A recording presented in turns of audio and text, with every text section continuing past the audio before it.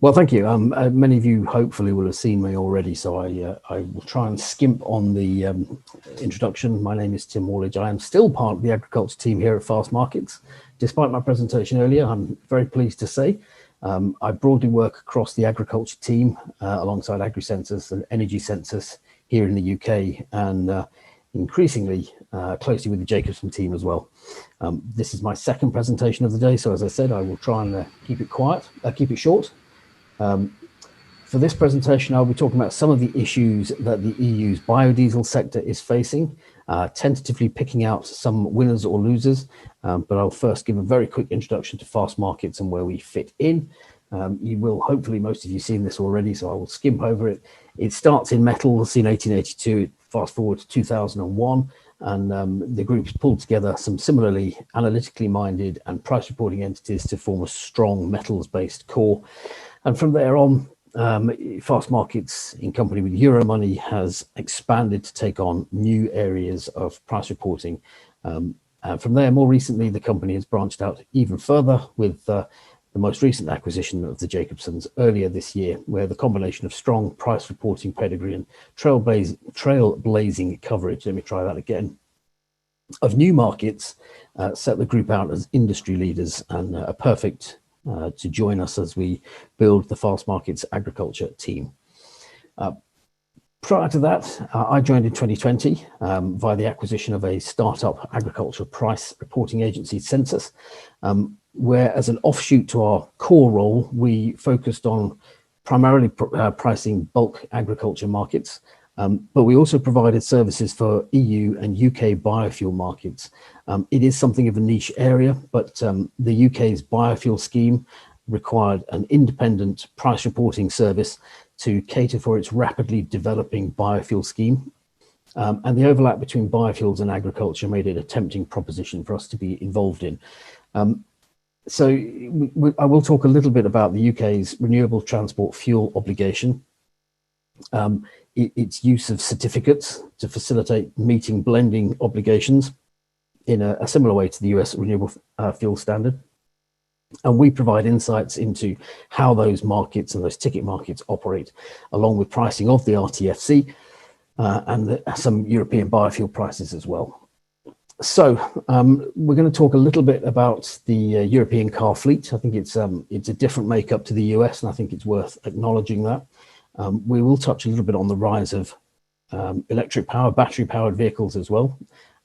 There are clear outlooks as to how the UK, how the European Union car fleet is going to look over the next few years. Many EU members and even car makers themselves are already looking at a phase out of the internal combustion engine in new car sales by as early as 2030, which is less than a decade away. So it's this is really changing quite dramatically now. We'll touch on the legislative landscape as well. I struggled to say that last time as well, so I won't dwell on it again, but it is a fundamental influencer in how these markets evolve. And then we'll have a quick final focus on the UK experience. So here is this is a pie chart, which quite hard to pick apart, but I think the overriding message is that diesel and gasoline are still overwhelmingly the dominant fuel supply in new cars, and this is actually from the existing car fleet. Alternate vehicles are still showing a fairly minuscule presence of around just under 5%. This data comes from 2019 though, and as I said, it is something that's changing quite quickly. And already there is a surprise in this, in that for many decades, the European car fleet has been dominated by diesel. In France, particularly countries like France, the fleet itself got up to 75% diesel powered versus just a minimal 25% petrol powered, and that's in the car fleet, never mind the trucks and vans, etc. So it has been very heavily reliant on diesel, and for a long time that worked very well. European refining was set up to produce gasoline, which was shipped to the US, and increasingly coming back on the backhaul came this middle distillate that had limited or less use within the US option. So it has worked very well, but some of the emission scandals around Volkswagen and some of the other revelations and question marks over just how clean diesel really is have seen a fundamental shift, and it's been really stripped of its protection. A lot of this change, a lot of this influencing the car fleet was driven by preferential tax rates, preferential arrangements, even some discounting because diesel cars are more expensive than petrol. Or so, you know, there have been a range of incentives to try and push this. Those are now slowly being undone. Even probably 3 or 4 years ago, you'd have found the majority of cars were still diesel powered, but we're now at a point where 52%, just over, are gasoline powered. And that's the start of a change already. Amongst the data that I picked out, this has come from the Association of European Car Makers. The average age of cars is increasing, and I think that's probably a reflection of slowdowns in economies, which means people are less reliant on, or less open to changing their car more regularly. But it's still amongst the heavier goods vehicle, the commercial vehicles, is still a massive presence that is largely diesel based. Vans are 90% diesel and heavy trucks are 98% diesel. So there's still a lot of work to do here. And there remains a heavy diesel bias. Looking at new car sales, there is something we can hopefully draw from this as well, in that across the European region, car sales have rebounded quite dramatically, but that's largely a reflection. It's a 218% increase in April, which sounds very impressive, but of course is largely a reflection of how atrocious demand for new cars was in April of 2020. There are some landmarks here.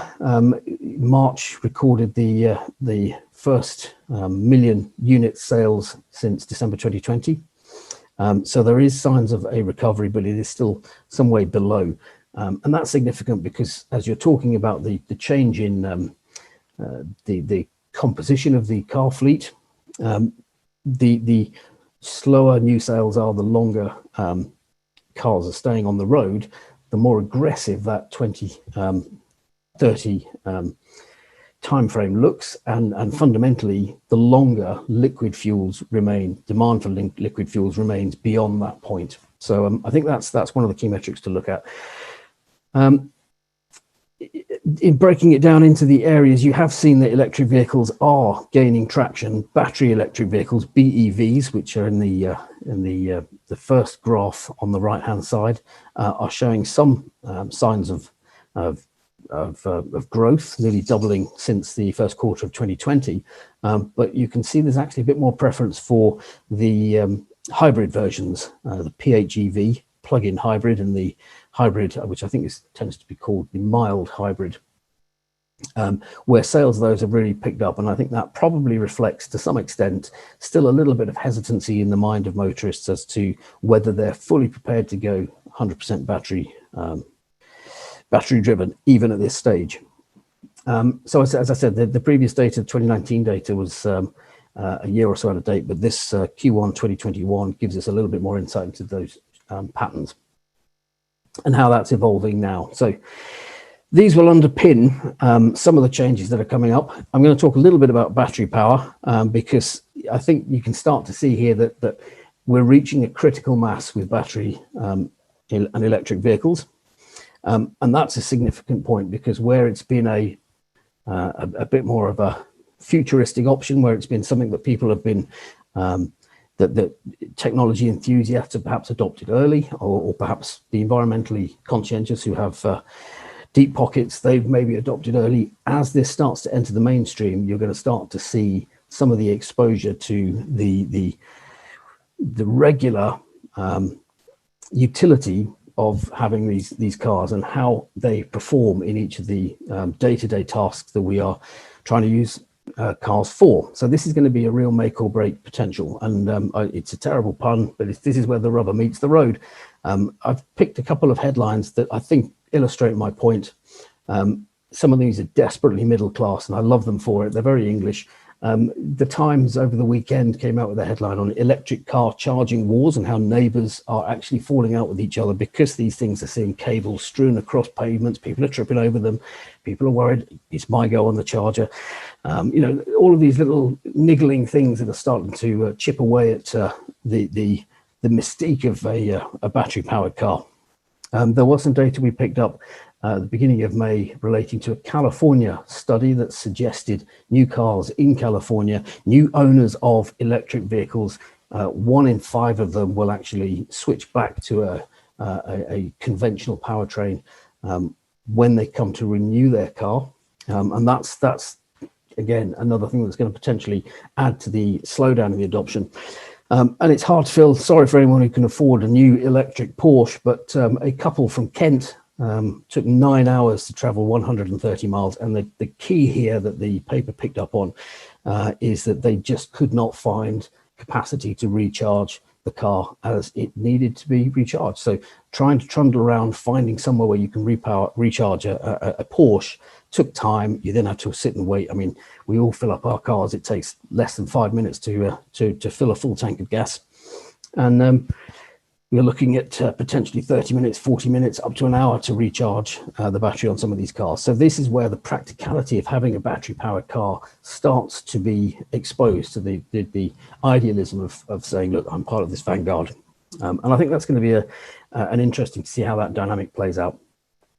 It isn't slowing things down from a UK perspective. We have some data there that says in April 2021, 60.4% of new car registrations were either diesel or petrol, to be European about it. Gasoline, if you prefer. That's down from 79.2% in 2020. So the change is happening. I'm going to talk a little bit about some of the existing legislative pieces that have been key in driving adoption in the European Union for the liquid fuel space. Red is the key. You might think this is a Bruce Willis film, but it's actually a significant piece of legislation that has spanned the last decade or so. Set out by the European Union, it's the Renewable Energy Directive, and it ran up to 2020 and has now been replaced by Red 2, which is also a film starring Bruce Willis. But don't be distracted, don't be put off by that. These are the key pieces of legislation, along with the Fuel Quality Directive, the FQD, that have driven, again, no pun intended, the changes within European transport fuels. So the broad expectation was a 6% reduction in target for greenhouse gas emissions as set out under the FQD, and a 10% mandate on member states by 2020. Now, it's hard to gauge the success of those initiatives because clearly the onset of COVID-19, the onset of pandemic and lockdown has meant that a lot of these goals and targets would probably have been met as much by physically using biofuels as by the act of not going to work in your car anymore. So 2020, the results I'm sure are going to be a success and people will claim success, but we're now moving into the second phase, which is the second RED2, which will take us beyond 2020. And it gets to be a lot more of an ambitious series of targets that are coming through. A minimum target of 32% renewable energy by 2030 and at least 14% contribution from the transport fuel. And it also, as I think a couple of presenters have spoken about already, it also introduces this cap on the use of crop-based fuels in the mixture. So there are going to be strong incentives that drive change and drive innovation within this scope.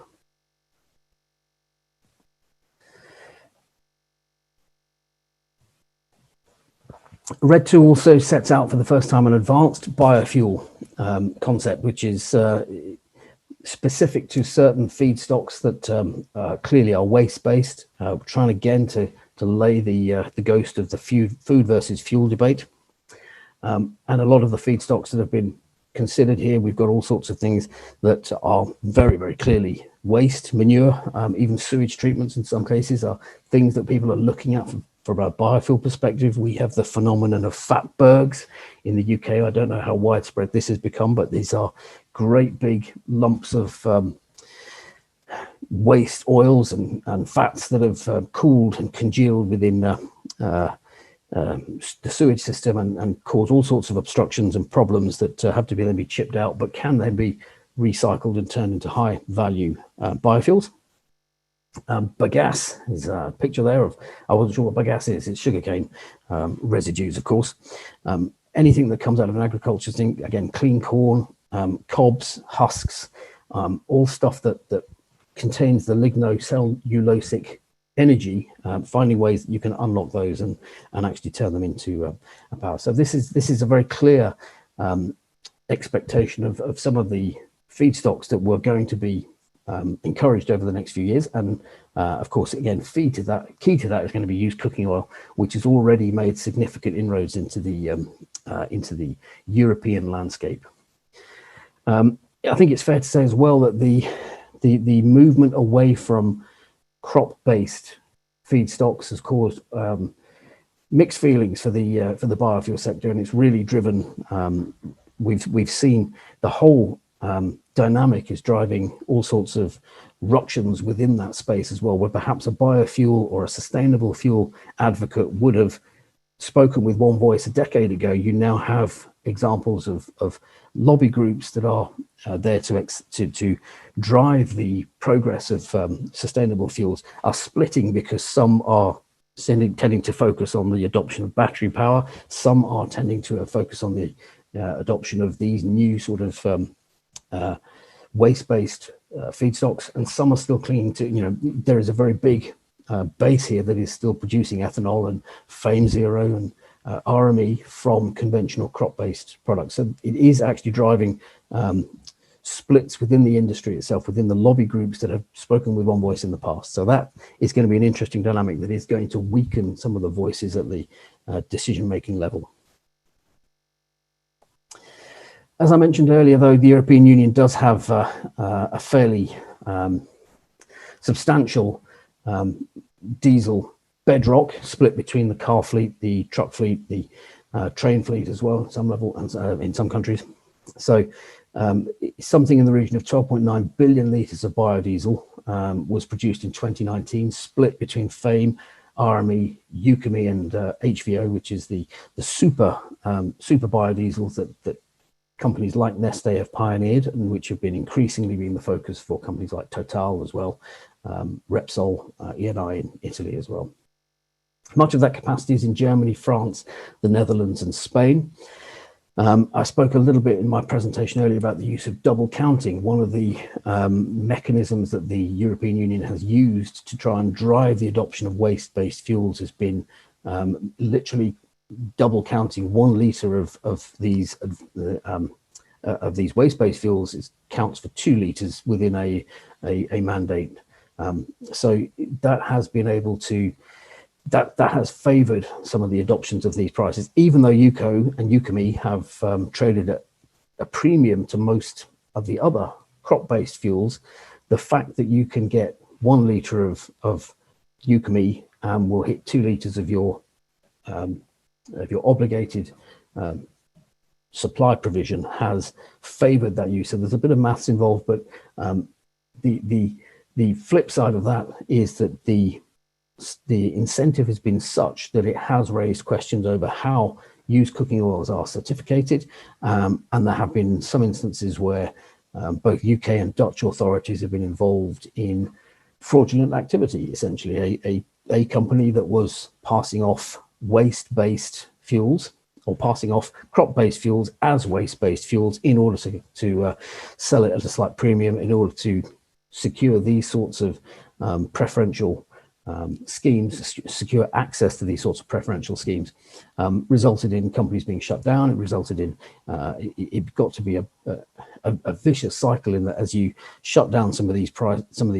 facilities, you actually then tighten the supply and it pushed the price up, and it actually then acts almost as more of an incentive to others. So that's been an awkward one, and it actually led at one point to Dutch authorities thinking about abandoning the double counting scheme, which could have been a major setback. At this stage, it's still a factor of some countries' approach to promoting waste-based fuels. I mentioned advanced biodiesels as well. Some of these are spectacular. Cold properties, it is the diesel that's always measured by its cold properties, of course, and biodiesels tend to be quite poor in cold climates, but some of the advanced fuels that are coming out of some of these new facilities are able to hit really spectacular, better performance than some of the mineral fuels as well. So that's really a favoured adoption across the Scandinavian countries where the climate is a little harsher already. As I mentioned earlier, the adoption of RED II has angered some of the conventional crop-based biodiesel producers, biofuels producers more broadly, and driven splits within some of the lobby groups. You've also got concerns around HVO. Some of the production of HVO has been using palm oil. It's been using a whole raft of used cooking oil as well. It's been using a whole raft of feedstocks. And of course, more recently, we're starting to hear talk about the potential for Brazilian soybeans to also be caught up in this as accusations of deforestation start to be leveled at the Bolsonaro government. So that's another dynamic that could play out in the future as well. But the biggest thing that I think, and Bob again talked a little bit about it earlier, the biggest challenge that I think many people have identified is the rise of this new advanced production capacity. Bob had the figures that currently 55% of global production is in the European Union, but 75% of the new capacity is outside, is in North America specifically, and that's going to change the dynamic fairly dramatically. And that, I think, becomes almost a existential threat to some of these producers as well. I'm going to talk a little bit on the UK approach, because this is an area where we have perhaps a little bit more expertise. The whole arrangement for Europe has tended to be, as I mentioned earlier, you set one overarching goal and then individual member states are encouraged to find their way to that goal. While the UK has departed the European Union, it has quite publicly and quite repeatedly committed itself to matching, if not exceeding, whatever the European Union is doing. So I don't anticipate this being a wholly worthless venture. It illustrates some of the challenges around, but essentially the UK's renewable transport fuel obligation, the RTFO, has been around since 2008. And as it approached its 10-year anniversary, it was revamped by the UK government to give it a bit more scope to tackle some of these issues and to bring it into line with some of these new expectations around the changing face of biofuels. So it had been aligned to a financial year, April through to March, which made it very difficult for people to get their heads around. So they ultimately have realigned it now to the calendar year. So April to December 2018 was a shortened year. 2019 onwards, it's realigned as a calendar year. Prior to that, it was known as year 1, 2, 3, 4, 5 since its inception.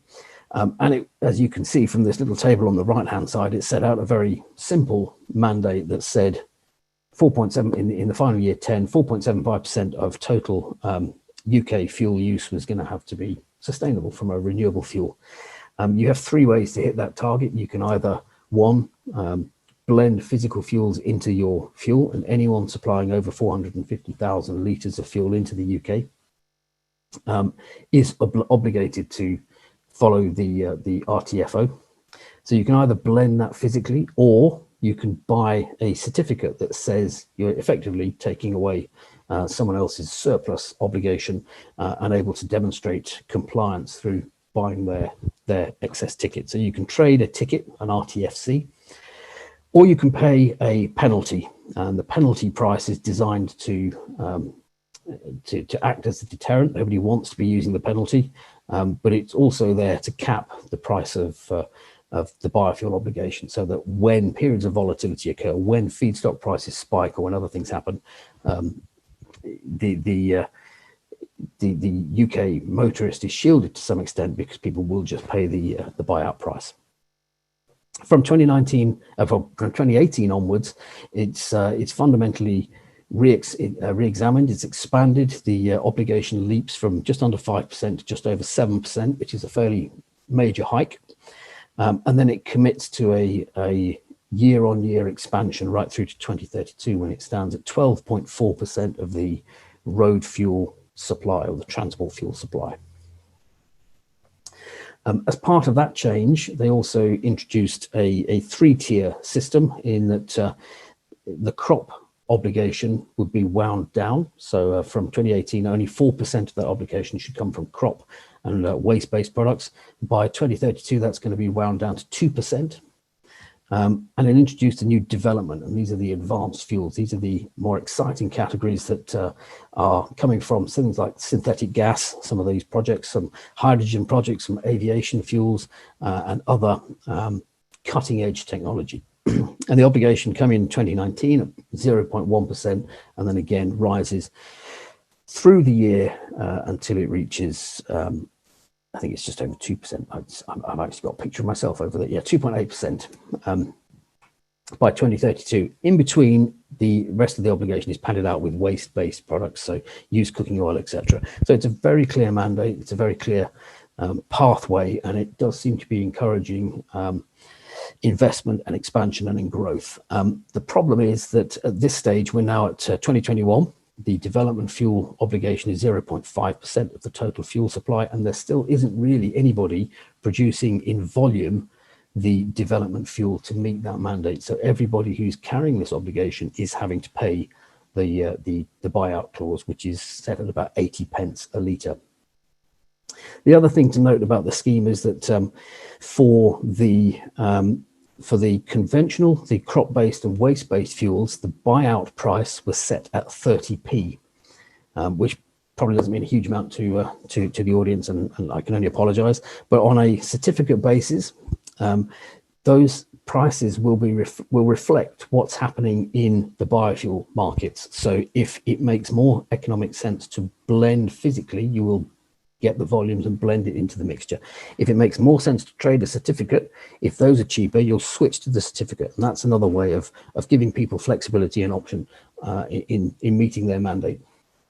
The problem was, as biofuel prices pushed higher and higher over the last year or two, they actually surpassed what we would call the theoretical value, which meant that it actually became cheaper for you to meet your obligation by paying a penalty. And for a lot of the big oil majors active in the UK market, that's pretty disastrous, because if it becomes then a public relations hazard, a public relations risk for them, if it becomes known that some of the big players in the UK market are meeting their blending sustainable fuel obligation by paying a penalty rather than actually doing it. A lot of them have put a lot of money into finding biofuel facilities and building options and setting themselves out as green credentials. So that's a bit of a disaster for them. And there was a bit of lobbying that went on, a bit of discussion with government that went on, that actually saw that penalty price pushed higher in order to make it a less attractive option, a less attractive outlet for anyone that has an obligated requirement under this scheme. So that hopefully gives you a little quick view here.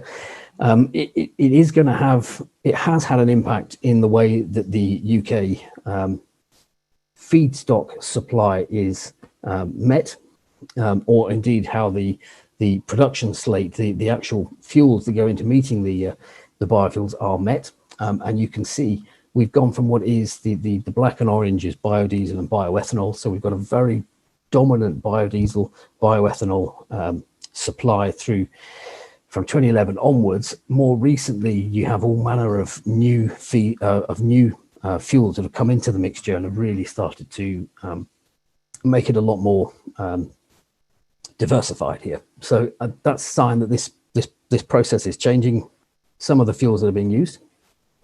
The UK has also realised that under its current guise, we have an E5, 5% ethanol blend in the gasoline mix. We're going to struggle to hit targets.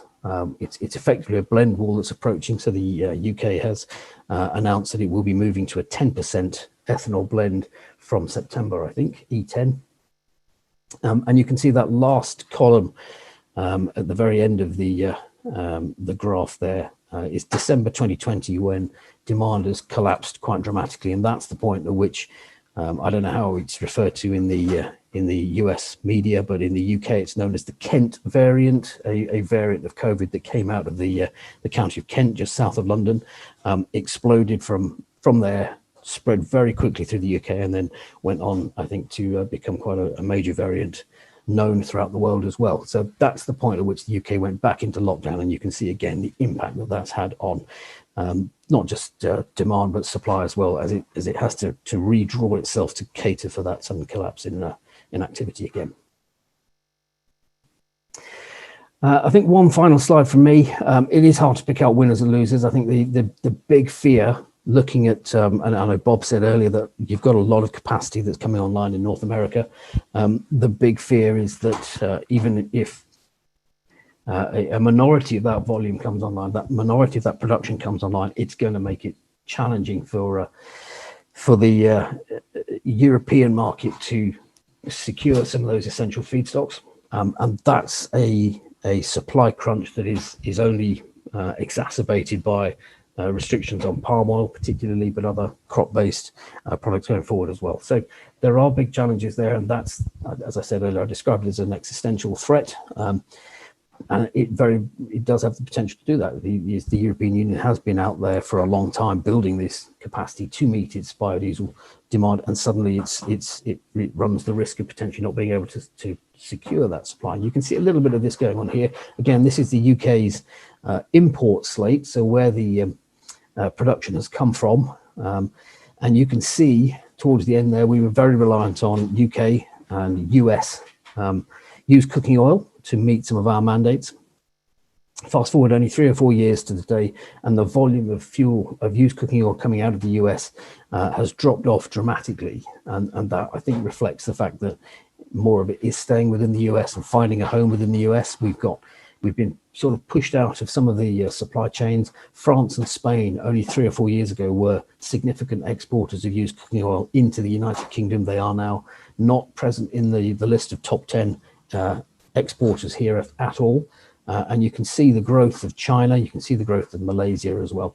This was a fear that was highlighted, that was voiced when Europe started going down this path. And I think the expectation was, or the hope was, that as you created the incentives to use more used cooking oil, you would generate more supply, because there'd be more of an incentive to actually bring this into the